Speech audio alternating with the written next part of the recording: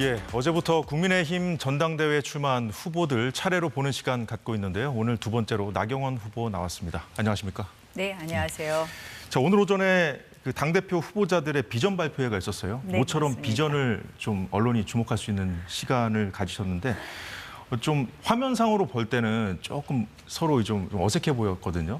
오늘 요즘 워낙 서로 이제 비방전을 하다 보니까 어땠습니까? 네, 저는 네. 뭐 다들 화기애애하게 이야기하고 싶었는데요. 꼭 그렇지만은 않은 것 같기도 했어요.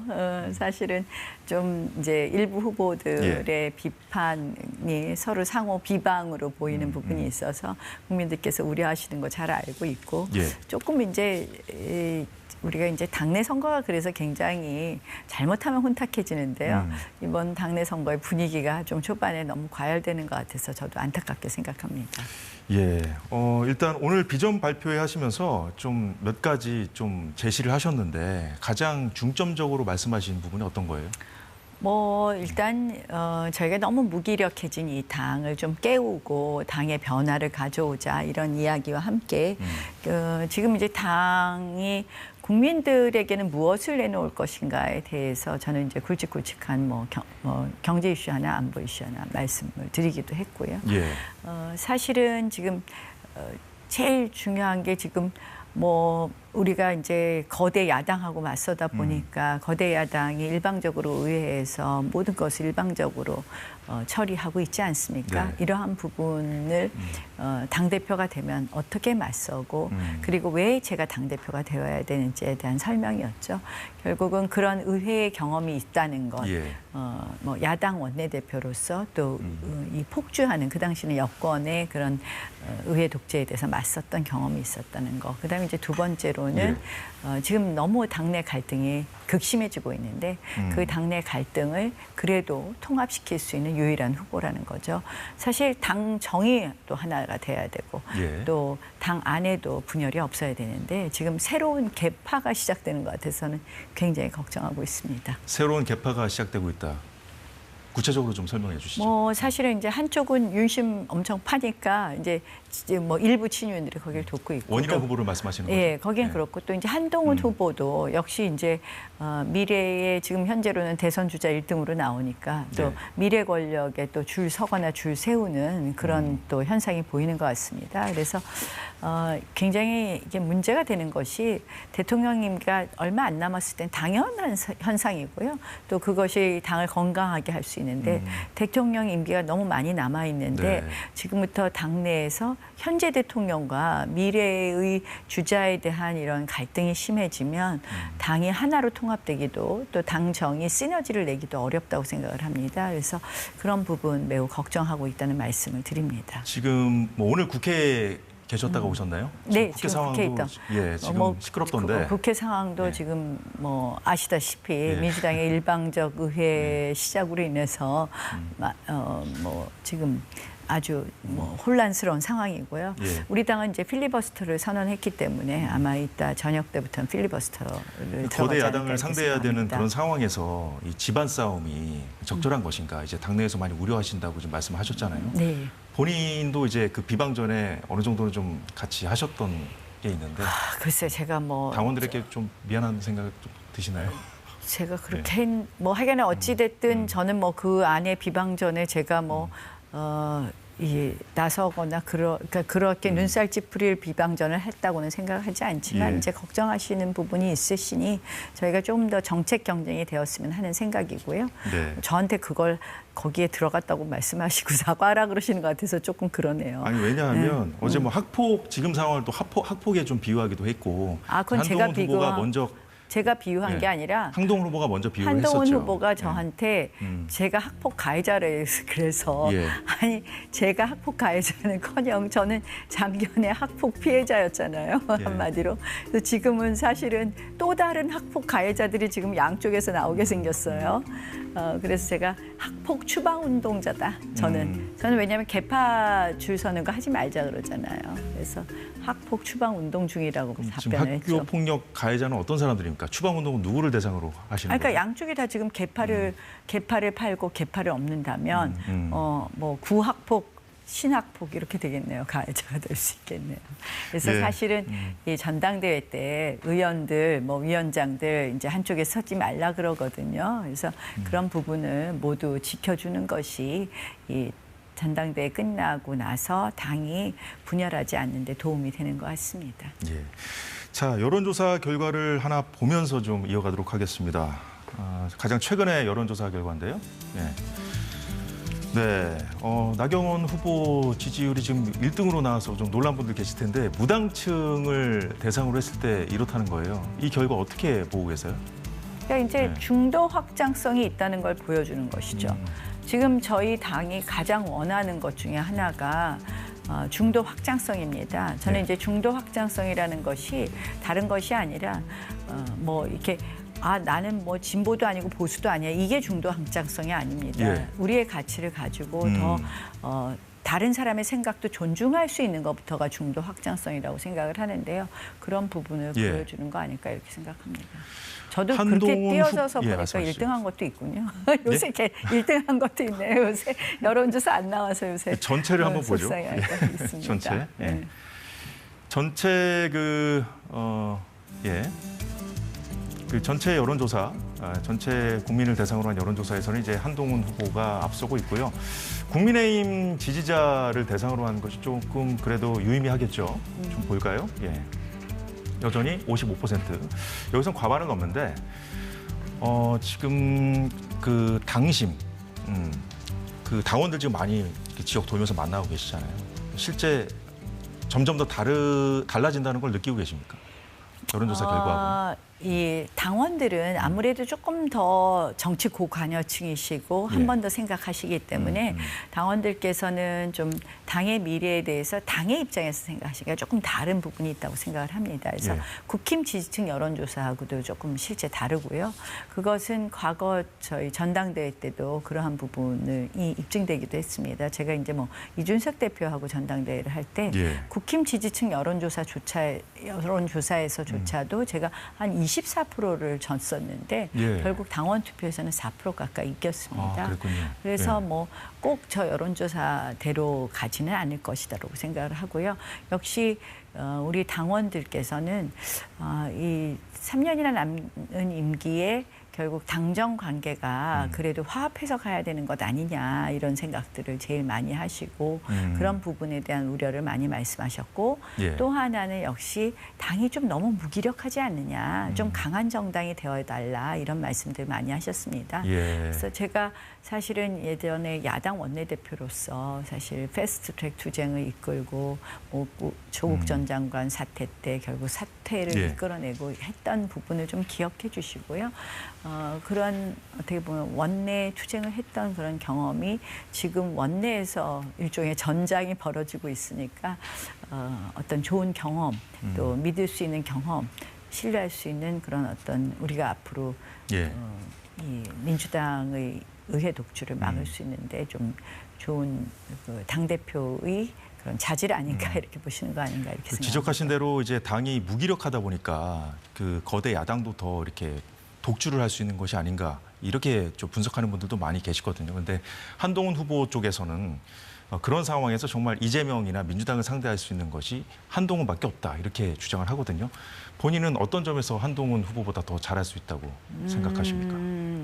이번 말로 하는 싸움이 아니라요. 정치는 또 결국 이게 의회 독주에 관한 거기 때문에 의회에서 일어나는 거 아닙니까? 그래서 의회 시스템을 좀 아는 분이 해야 될 거라고 생각을 합니다. 그래서 그런 면에서 조금 부족하지 않을까 이렇게 생각을 합니다. 예. 왜 나경원이어야만 하는지. 두 번째로는 예. 저는 사실 정당이 다시 국민에게 신뢰받고 사랑받아야 되는데 결국 그거는 국민들이 원하는 것, 국민들의 목소리를 듣고 국민들에게 필요한 걸 해줘야 되는데요. 예. 현장과 바닥과 민심에 제일 가까운 사람, 또 가장 늘 호흡했던 사람은 나경원 아닌가 이렇게 생각을 합니다. 다른 후보들도 계시지만 사실 네. 저는 총선에서 이 뭐 일종의 쓰나미 같은 이런 상황에서 수도권에서 살아 돌아왔습니다. 결국 제가 왜 살아 돌아왔나 보면 더 바닥에서 더 민심에 충실하려고 노력했던 그 결과라고 생각을 하고요. 국민들에게 정말 그들에게 손에 잡히는 우리가 정책으로 승부하고 또 정말 젊은 사람들이 무엇을 원하는지 파악하고 이런 부분에 있어서 실제 현장의 정치를 하지 않은 당대표가 과연 잘할 수 있을까 그런 생각입니다. 네, 출마 선언 당시 발언을 잠깐 좀 들어볼까요? 네. 국민을 지키고 대한민국을 지켜내야 합니다. 그래서 반드시 보수 재집권에 성공해야 합니다. 그렇다면 우리 국민의 힘을 책임지지 않는 정치, 미숙한 정치, 염치 없는 정치에 맡길 수 없습니다. 국민의 힘은 제대로 바꿀 수 있는 사람, 정말로 이길 수 있는 사람이 필요합니다. 저는 바꿀 사람, 이길 사람입니다. 지난 저희 정치 여정이 분명히 보여드립니다. 저는 이길 줄 아는 사람입니다. 예, 대한민국을 지켜내려면 보수가 반드시 재집권해야 한다고 강조하셨는데 대한민국이 지금 위기라고 보시는 거잖아요. 오늘 그 비전 발표회에서도 3가지 그 대한민국의 위험 요소 말씀을 하셨는데 가장 큰 위기의 원인 뭐라고 보십니까? 하나만 좀 짚어주시죠. 사실은 그러니까 이재명 당대표로 이 표현되는 상징되는 지금의 현재 의회 독재 또 의회 민주주의 몰락이라고 생각을 합니다. 또 이재명의 민주당이 보여지는 그 당내 민주주의가 사실상 붕괴된 것으로 인한 대한민국 정치에 있어서의 민주주의의 실종이라고 생각을 합니다. 그 민주주의의 실종이 모든 것을 의미한다고 생각을 하는데요. 이런 국회가 없었습니다.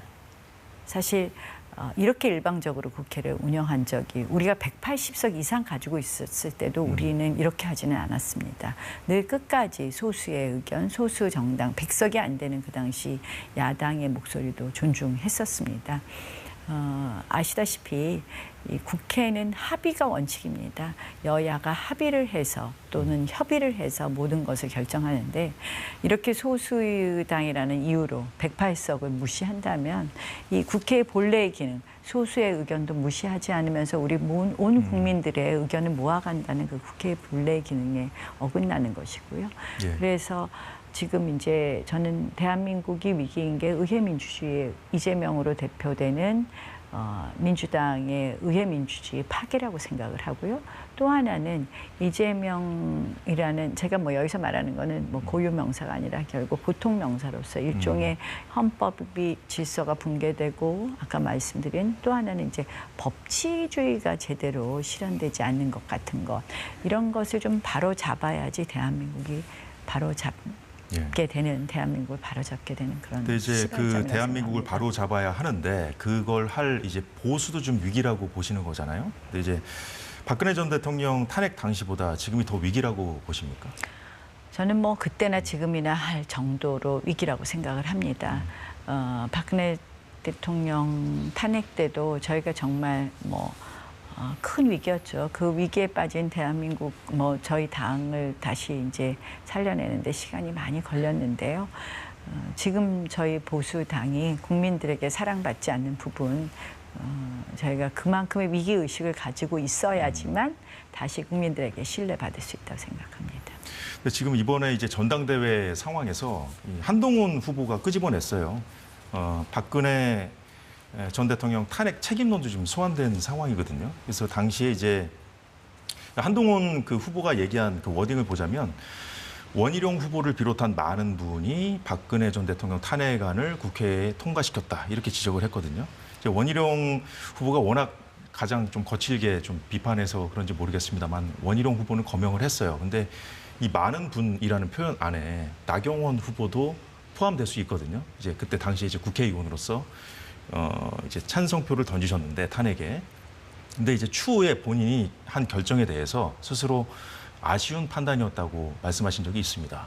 그럼 지금 이제 그 최상병 특검을 이슈를 띄운 한동훈 후보를 향해서 순진한 발상이라고 지적하신 적이 있지 않습니까? 근데 이제 당시에 그렇다면 보수 진영이 지금 갖고 있는 탄핵에 대한 트라우마를 뿐만 아니라 본인의 어떤 경험까지 그 순진한 발상이라는 지적, 그 말 속에는 녹아져 있는 겁니까?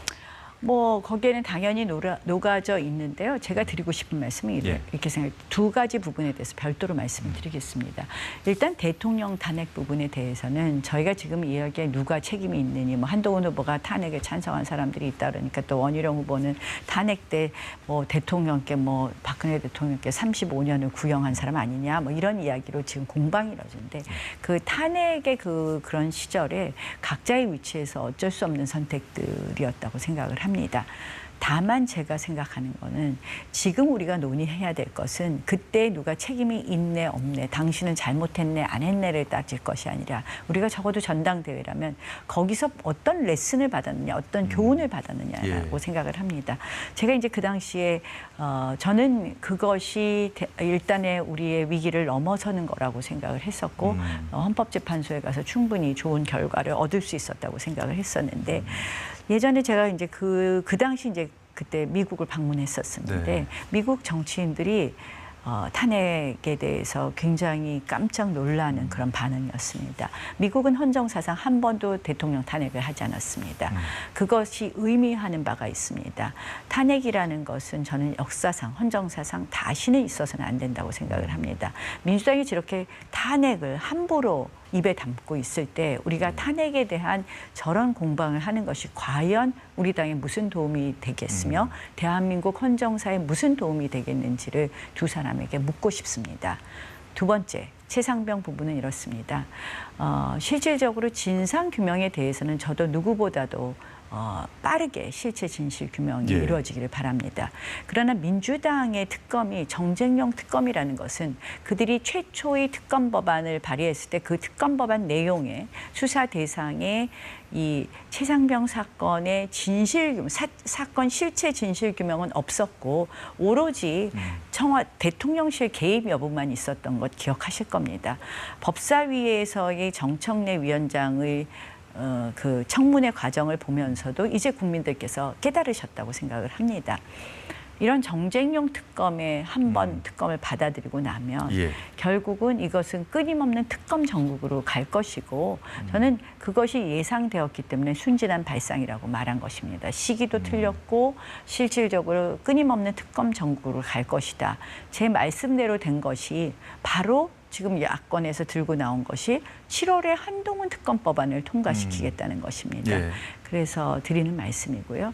저희가 정말 사실은 지금 민주당이 탄핵이니 특검이니를 뭐 입에 계속 달고 살아요. 이런 의회에 대해서 우리가 전당대회에서 탄핵에 대해서 저렇게 다투고 있고 또 특검에 대해서는 이거 받으면 이제 모든 것이 해결되고 우리가 깨끗하게 이제 깨끗하게 우리 하고 싶은 걸로 국민들에게 보여줄 수 있어 이런 발상이거든요. 그게 아니라 끊임없는 특검 정국으로 갈 것이다라는 그 말씀을 드린 겁니다. 당장 오늘 국회 상황만 봐도 최상병 특검법 처리하겠다고 지금 붙고 있는 상황인데. 그래서 이제 야당이 항상 강조하는 것이 이 특검법에 대한 찬성 여론이 높다는 그 주장이거든요. 그래서 이제 한동훈 후보 쪽에서는 이제 대안이 있어야 된다. 대안 없이는 이 난관 돌파할 수 없다는 거예요. 그게 이제 민심이다. 이렇게 얘기를 하거든요. 그래서 당론 갖고만 돌파를 할 수 있을까요? 이제 저희는 이제 대통령 거부권을 이야기를 하는데요. 그랬더니 지금 또 한동훈 후보 측에서 후보가 말씀하셨다는 것으로 제가 들었는데 9명 이탈표가 있을 거다 뭐 이런 얘기를 했다고 제가 얼핏 들었어요. 한동훈 후보 측인지 그쪽에서? 한동훈 후보가 했는지 제가 아까 그렇게 들은 것 같아서 아니 이제 이런 것이 결국 당의 분열의 시작이라고 생각하거든요. 이게 이제 저희가 8표만 이탈되면 이게 사실은 대통령의 거부권을 행사해도 재의결이 될 수 있는 표잖아요. 그러니까 사실은 지금부터 이렇게 당이 분열되면 전 당의 미래는 없다고 생각을 합니다. 어쨌든 우리가 이 뭐 탄핵 사태도 겪어보고 한 저로서는 여야를 다 겪어본 저로서는 뭐 현 정부가 미우나 고우나 성공해야 되는 거예요. 우리가 뭐 의원들 개개인이 대통령하고 가까운 사람도 있고 먼 사람도 있고 섭섭한 사람도 있고 뭐 좋은 사람도 있겠지만 저도 뭐 그런 이야기를 하면 말씀드릴 게 많지만 우리가 그런 사사로운 감정은 넘어서야 되는 게 당연한 거거든요. 그러면 현 정부가 성공하려면 당과 정의 또 당 내에 분열이 없어야 됩니다. 근데 이게 끊임없는 갈등 구조로 갈 것 같아서 지금 매우 우려된다. 그런 생각입니다. 지금 이제 한동훈 당선될 후보에 경우. 대해서는 뭐 당정 관계 관련해서 봤을 때 뭐 배신이다 뭐 이런 비판도 나오고 있는데, 근데 지난번에 이제 한동훈 후보하고 윤 대통령에 대해서 말씀하신 게 뭐 사실상 파탄에 가깝다 이런 취지로 말씀하신 적이 있거든요. 그거는 어떻게 보면은 그 배신을 넘어서서 거의 결별했다 정도의 말로 좀 해석이 될 수가 있거든요. 뭐 사실이라고 봅니다. 결국 지난번 비대위원장으로 한동훈 후보가 오셨을 때 예. 제가 원하는 것은 그분은 정치 경험이 없기 때문에 선거에 있어서 당을 운영하는 데 있어서는 적절하지 않다. 왜냐하면 선거 때는 혼자서 어떤 선거운동을 하는 것이 아니라 당의 모든 조직이 선거를 뒷받침해야 되는데 예. 당에 어떤 운동기구가 있는지도 모르는데 어떻게 하시겠습니까? 그래서 선대위원장으로 오시는 게 나을 텐데 하는 생각을 했는데 비대위원장으로 오시더라고요. 그래서 예. 제가 바라는 건 딱 하나였어요. 우리가 설득 못해. 그게 대통령하고 사이가 좋다고 하니, 대통령이 눈에 넣어도 안 아픈 후배라고 하니, 두 사람이 아주 친하니 우리가 설득하기 껄끄러운 부분을 좀 대신해주면 참 도움이 되겠구나 했었습니다. 이 선거 과정에 여러 가지 이슈도 있지 않았습니까? 그랬는데 사실 지켜보니까 이미 비대위원장으로 오면서 이미 여러 가지 저희의 정치 상식에 맞지 않는 일들, 정치 상식에서 상상할 수 없는 일들이 내부에 좀 있었습니다. 그래서 구체적으로 제가 그것을 알려주시면 좀 구체적으로 자꾸 이야기하는 거는 당내 상황을 너무 미주알 고주알 말하는 건 안 좋은 것 같고요. 그래서 제가 걱정하는 것은 이제 한동훈 후보가 당대표가 되면 예. 결국 이 대통령과 충돌하게 되고 그것이 이제 뭐 대한민국에도 좀 나쁘지 그런데 않을까. 한동훈 그런 후보도 생각합니다. 대통령하고 운명 공동체라는 생각은 갖고 있지 않을까요? 근데 뭐 이제 또 이 짧은 생각으로는 대통령이 인기가 없으니까 대통령과 차별화해서 다음 대통령 되기가 더 좋다 이런 이야기를 한다는 사람들도 있어서 그런 부분 걱정이 됩니다. 자, 그렇다면 일각에서는 이건 뭐 거대 야권을 상대할 때도 필요한 부분이고 관련된 부분이고 또 당정 관계를 또 이렇게 이제 건강하게 만드는 데 좀 필요한 부분인 것 같은데요. 나경원 후보 이미지가 좀 너무 온화하다, 부드럽다 이런 지적이 있어요.